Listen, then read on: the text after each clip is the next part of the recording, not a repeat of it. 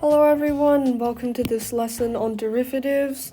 In this lesson we'll be covering, wrong color. In this lesson we'll be covering 4 main topics, or 3 and an extra. So number 1 we'll be covering what is a derivative. And then we'll be talking about some rules, specifically the power rule, and some other more basic ones. Number 3, we'll be doing a little bit of guided prac.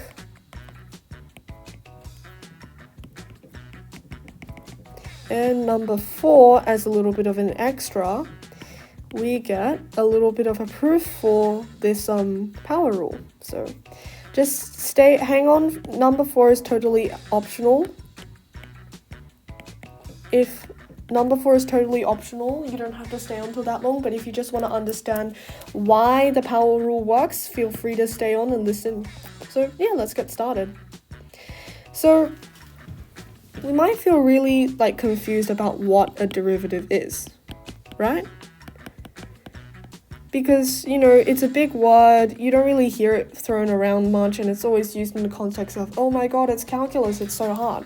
But really, the derivative is one really simple concept, and it's asking for the instantaneous rate of change. This is really, really, really important. We're trying to find the instantaneous rate of change. That is all a derivative is. So note this word here. Note this phrase here, rate of change. Where might we have heard that before? Oh wait. This is a rate. That's a rate of change, right? That this m here in the linear equation is our rate of changing when we do the rise over the run. And that literally is what a derivative is. We just want to find the tangent line or the rate of change at one point on a graph. So visually represented, this is what a derivative looks like. So let's say this is our function. We're not going to do something this hard. And let's say we have any random point here. Then we call it x. So we can draw a tangent line from this x, and it would have the formula y equals mx plus b. So the derivative of x of this function f of x at this point x would equal m. That is the rate of change at that very instant, hence instantaneous, and it equals m, so it is the instantaneous rate of change. How does this happen? Well, you can skip this section if you like, but the instantaneous rate of change we can calculate from, as we've said, the instantaneous rate of change, we're trying to find the value of this m, right? Now, there are 3 ways we can remember how to find this m.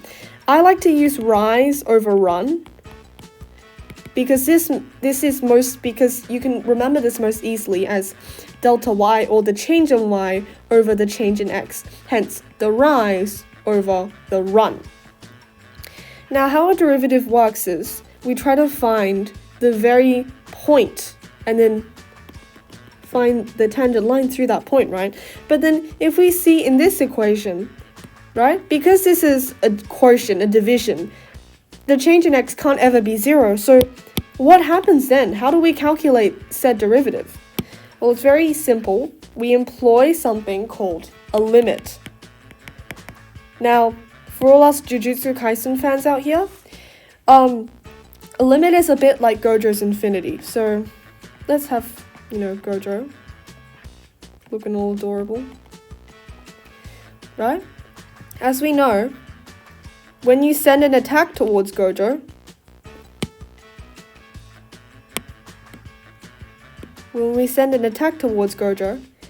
it never can hit him, right? It can go around him, it can go around him, and it can go on top of him, but it can never really directly hit him, right? That's And that's because Gojo's ability means that nothing can ever touch him. They can only approach him and get really, really close, but he never gets touched because it will always be approaching. So think of it like this. You have a cake here, and then there's Homer here. There's a person here. And then so, this person really wants this cake. So what he does is he takes half a step, right? He is one step away from the cake. This whole length is one step away from the cake. And then so he takes half a step. Oh no. So to get closer, he takes another half step. And another half step. But you can see that the more further you go in, this person never truly reaches the cake. He will never truly reach the cake. Because you see, you can keep taking half steps, and half steps, and half steps, and half steps, but you'll never truly meet the cake. And that's what a limit is. You always go towards it, but you stop ever so slightly short. So how does this work in the context of taking our derivative? Well, as we said, a derivative is this instantaneous rate of change, right? Is this instantaneous rate of change, which means the run or the change in the x value is 0. So clearly, if we have this directly, we cannot directly substitute 0 in and get a value because, oh no, it's undefined. So what we can do is we take two values really, really, really super close together. Like say this value, let's call it this value. Let's call it x1, and this value, let's call it x2. And then the value of this x, of this point on this function, let's call it f of x1 and f of x2. And what we can do is we can put this back into our change in y over change in x, and this can give us the derivative. Alright, let's go. So the most simple and basic derivative rules are like this. 1, this is how we notate a derivative. This is how we normally notate a derivative, but you can also use alternate forms such as this, or this. Don't use this one though. That's Newton's notation is another can of worms you don't need to get into. So these three are the most common ways we will notate a derivative. It's a very important thing to note that a derivative is exactly just like our normal f of x, except it does something like special, right? So when we do a derivative of something, what we put in, we get a special value out. It doesn't have to be unique, but we still get one value in, one value out. It's like our normal function f of x, one value in, one value out. So the most simple derivative rules are like this. When we take the derivative of a sum, let's say taking the d dx of a plus b, what we can do is split it up. Like how when you multiply a times b plus c equals ab plus ac, well, right? It's the same with the derivative, it's multiplicative. So when we take this we can simplify it to be taking the derivative of a plus taking the derivative of b. It's the same with multiplication. When we take the derivative of a scale factor, so let's call this s for scale factor, times a function that we want to derivate,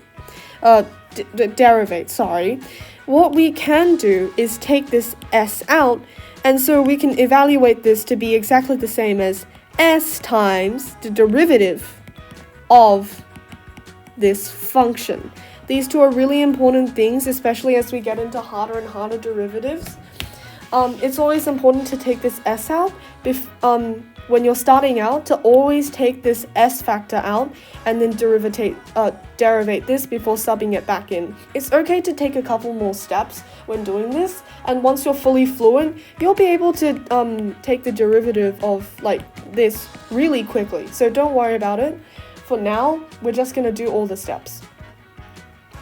And finally, the long-awaited power rule. When we take the derivative of any exponent, right? So x to the power of n, what we can do is we can put this in front, n, and then times x, and then we have the exponent, so n to the minus 1. This is going to be what we're going to do today. So let's recap. The three rules that we have learned today are: one, the addition rule, where if we take this, it just equals this. Right, we can also notate it like this. 2, the multiplication rule, where we have some scale factor and then a function. So this can be anything. It can be x to the n, it can be sine, it can be cosine, doesn't matter. Any sort of like a function that you want to do, this equals. And number 3, our infamous power rule, where we say that the derivative of any x to the power of n equals n times x to the power of n minus 1. So with that all covered, let's do some guided practice. Okay, number 1. Let's start off nice and simple, where our function f of x is x to the power of 7. I'm gonna give you guys like a couple, just pause the video here if you want to like do the question by yourself, and then, well, yeah, alright. Hopefully you're back from doing the question. So let's just work through this and see how we can do this. So first we want to take the derivative of this guy. So we start by writing out our equation. So the derivative of f of x, or f prime of x, f prime of x equals the derivative of x to the power of 7. Now, from here, we can directly apply our power rule, right? So d dx of x to the power of 7, we move the 7 down, and then we reduce it by 1, so it's going to be 7 x to the power of 7 minus 1. Sorry, wrong color.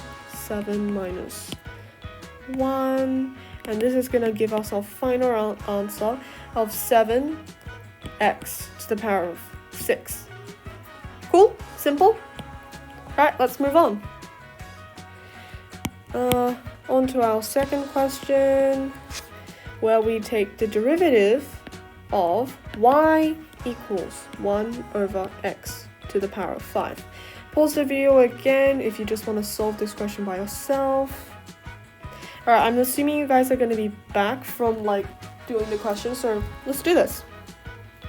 Alright, again, let's start off by writing out our derivative. So the derivative with respect to x of y, or y prime, equals 1 over, d dx 1 over x to the power of 5. Now, it's important to note here that 1 over x to the power of 5 is also equal to x to the power of negative 5. So we can directly use the power rule to solve this question. So using the power rule, we actually get the equivalent form of, and then so using power rule, where we put again the exponent here in front, and then we have this, the power reduced by 1, we get a final answer of negative 5x to the power of negative 6. Cool? Moving on. Alright, number 3. This gets a little bit harder. G of x equals 6 over 5x to the power of 3. Pause the video. Okay, let's do this problem. So, let's start by writing it out again. We're taking the derivative of this, so 5x to the x cubed. What we want to do first is expand this bracket so that it doesn't give us any trouble later. So this evaluates out to be 5 cubed times x cubed, which means we get a final expression of 6 over 125 times x cubed. Oops, why are you here? Sorry, that... Let me just move you over. Oh, okay, it's doing something funny, doesn't matter. Anyways, so this is going to be the final expression that we're going to take the derivative of. So let's rewrite it here.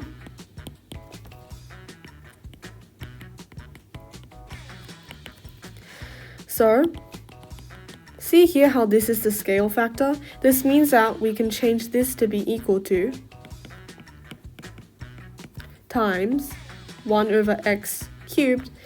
Now, using our multiplicative rule, I guess, don't get this confused with the product rule. This means that we can take this 6 over 125 out, so we can directly just take the derivative of x to the power of minus 3. So this makes our taking the derivative process a lot easier, because now we don't have to worry about taking the derivative of this. It's just oops, don't look at that. It's just a scale factor. So what this gives us is, after applying the power rule, we get minus 3x to the power of minus 4. Now we can finally combine these together. So 6 times minus 3 is minus 18 over 125 times x to the power of minus 4. All good? Moving on. Number 4. Okay, these guys start getting a little bit harder, but I always think that it's good to teach ourselves how to do something slightly harder, so that we know we're competent, and that we know that because we have done this harder thing and we've done it successfully, that means we definitely can do these easier things. Let's go. So our function f of t is t to the power of 2/3 minus t to the power of 1/3 plus 4. So, there's a little bit of a trick with this. When you see a constant, always think that it has, when you see a constant, it's important to know that when you draw the graph of any something is a constant, so let's say this is y equals 1, you see how this rate of change doesn't, the rate of change of this function doesn't change at all. This is always going to be a flat, boring line, and it doesn't matter what we do to it at any point. It's always going to be a flat, boring line. We take the tangent line here, it's going to be a line. We take the tangent line here, it's going to be a line. Well, that means that the derivative of this at any point is always going to be 0. So whenever we see a constant, so something without a variable attached to it, we can automatically just assume that this is just going to be a 0. Oh no. Oh no.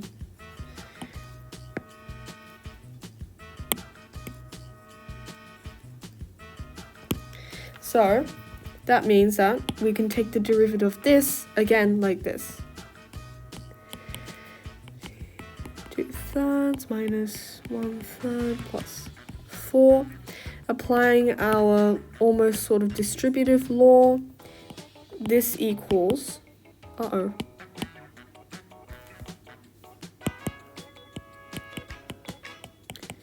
plus this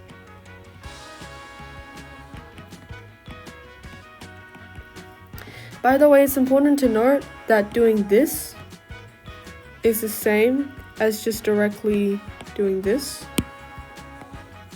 and then just straight up erasing this. You don't have to fret about which one's the correct one because they're both correct.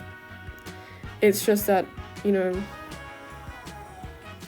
Anyways, so this is what it directly evaluates to, plus dx, or taking the derivative of 4. This equals 0, and then we can just directly use the chain rule to evaluate this. So again, this, the 2/3, it gets moved down.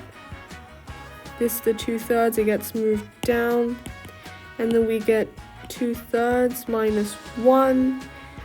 This here minus the 1/3 gets moved down. And then now we get 1/3 minus 1. And then plus 0. So then this final derivative would equal 2/3 of t to the power of minus 1/3 minus 1/3 of t to the power of minus 2/3 plus 0. Usually you can drop the 0 at the end, so our final answer will be 2/3 t to the power of negative 1/3 minus 1/3 t to the power of negative 2/3. Capiche? Alright, moving on.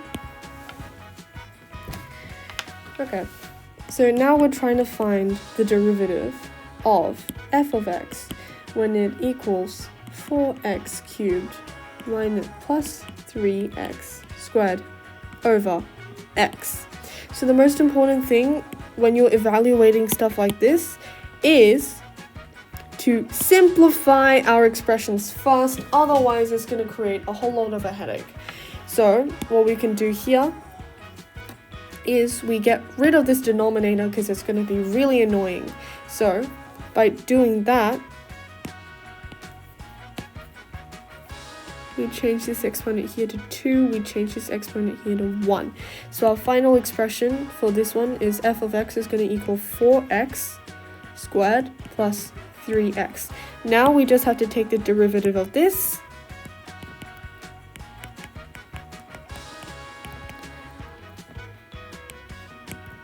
Again, let's expand it out. So this is going to equal to the derivative of 4x squared plus the derivative of 3x. Now we can just apply the power rule. So this is just going to equal to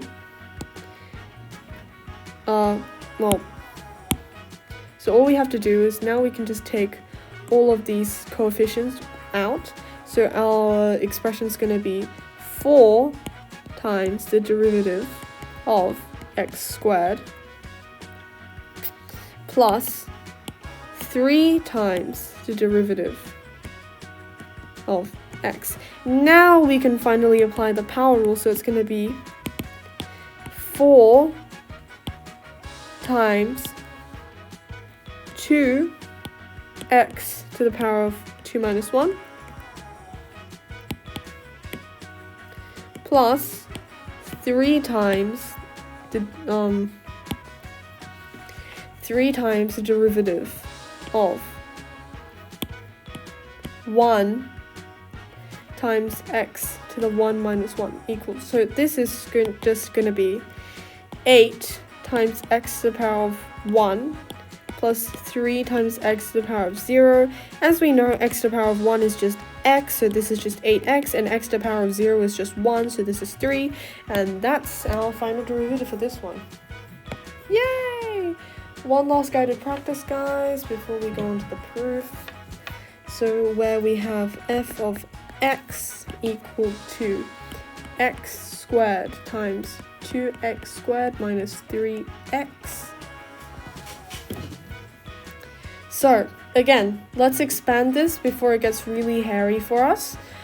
So this equals 2x to the power of 4 minus 3x to the power of 3.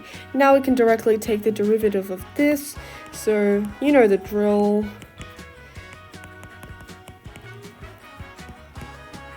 Right? So we split it up into the individual derivatives.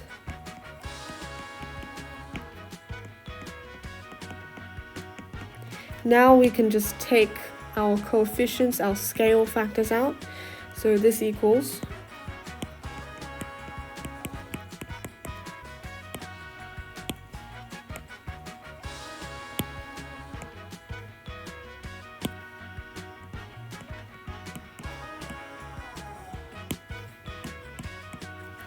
and then now we can just directly apply the chain rule. So this is just going to be 2 times 4 x to the power of 4 minus 1 equals 3 minus 3 times 3 times x to the power of 3 minus 1 is 2. So this, we simplify it down to 8x to the power of 3 minus 9x to the power of 2. So hopefully that's enough practice for all of you guys to just see how it works. So yeah, I guess this is gonna be like the end for most people who don't want to know exactly how the proof works. Otherwise, hang around for the proof if you just want to understand how it works. I'll try to explain everything, but just be warned that some of the stuff might be a little bit foreign, but I'll try to explain everything to the best of my ability. Alright, so, proof time. So, the proof really lies on the fact that we can express the derivative as a limit of a rise over run. So really what's happening is, we're taking the limit, this is how we notate a limit by the way, of the change in x as it gets really, really close but never touches 0, of the change in y over the change in x, which will give us the m at that specific point. So, when we talk more formally, this is the proper definition of what a derivative is, where we're taking the limit as x approaches, as h approaches 0 of this. So we have f of x plus h, so this is equivalent to y1. We can say as is y1 minus f of x or y2 as we go from x plus h or x1 minus x2. Now, for all you keen-eyed people out there, we see that we can simplify this, right? So we have the x here and the x here, and this means that this equation fundamentally is equal to, when we take the limit, or as we try to approach 0 but never touch it, of y1 or f of x plus h minus y2 f of x over h, or the change. This is the change in x, this is our change in y. So, for when we are trying to take the derivative of our power rule, right? The f of x in question is any x to the power of n. Now, when we expand x to the power of x plus something to the power of n, so let's say x plus a to the power of n, we actually know exactly how it's going to expand out to, thanks to knowing something called the binomial distribution.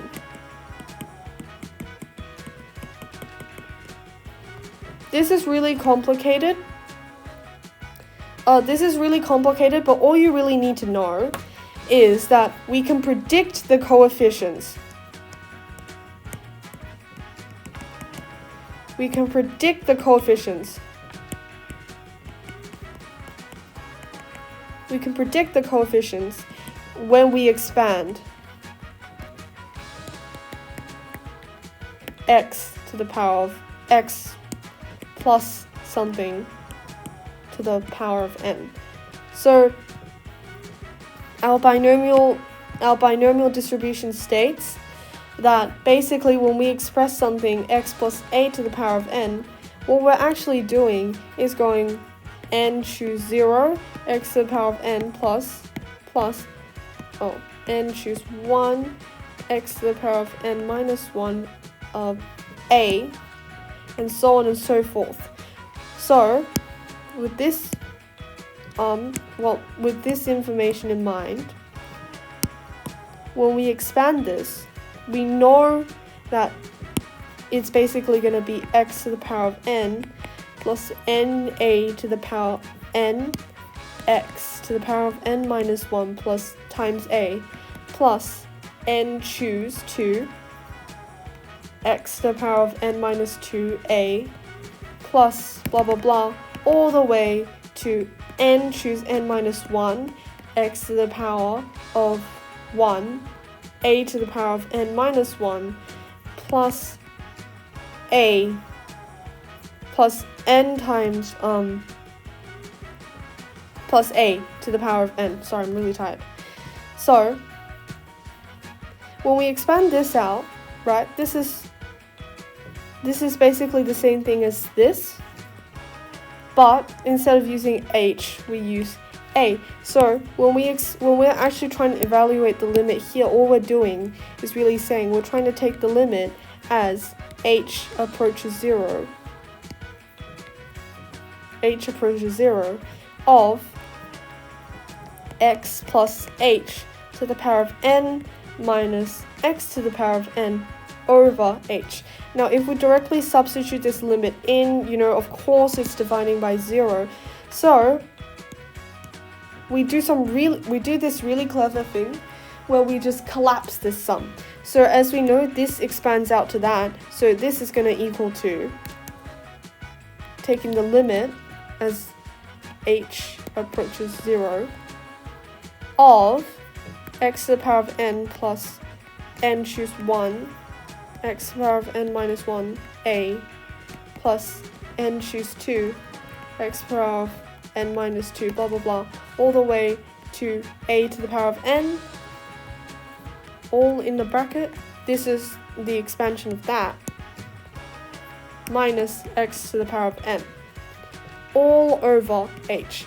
Now clever-eyed people already see, wow, we have an x to the power of n here, we also have an x to the power of n here, so we can directly just go, haha, I'm gonna cancel these guys out so they don't exist anymore.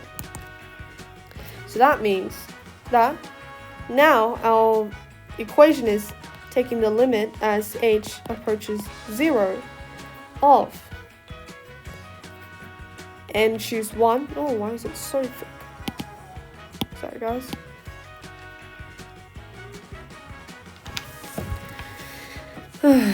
As h approaches 0 of n choose 1 x to the power of n minus 1 a, oh not a, h, sorry, plus n over n choose 2 x to the power of n minus 2 all the way to h to the power of n. All this should be h, sorry guys. So now we have an h in the denominator, we have an h here, so we can cancel out, so we can get rid of the problem that the denominator can never be 0 when you just don't have a denominator, right? So this equals the limit as h approaches 0, not n, h, of n choose 1 of x to the power of n minus 1 plus n choose 2 x to the power of n minus 2 h to the power of 2 blah blah blah all the way to h to the power of n minus 1. Right, Now, because we don't have that pesky denominator equals 0, therefore the sum is like, I don't know what the hell the sum is. We can now directly substitute the value of h into the system. So now, by directly putting h into here, we get our final value of, because 0 times everything is 0, all of this stuff is 0. All of it equals 0 because you see we have the h here. Oops. That's h to the power of 1. Sorry guys, I'm really tired. H to the power of 1, h to the power of n minus 1. H 0 times anything is 0. And so, because of that, all of this equals 0. So our final expression for this just comes down to n choose 1, x to the power of n minus 1. N choose 1 equals n. So our final expression is n times x to the power of n minus 1. Q, E, D. We've proved it. Woo! So this is just how the proof of how everything came to be. This is how we can prove it, and all things considered, it's relatively simple proof. I think the only part that people kind of need to get their heads around is this, the binomial distribution. But as long as you recognize that this is just how we can expand x to the power of h to the power of x plus h to the power of n, express it, and then we can use this to do some clever factoring, get rid of the h, the denominator equals 0 issue, and then now we can directly substitute it in to find the limit, and then now we have the expression for the power rule. I think that's all set. Alright, so thank you guys for listening to this. I hoped it helped. If not, you guys can find me or just contact me some way and I'll try to explain it. Alright, peace.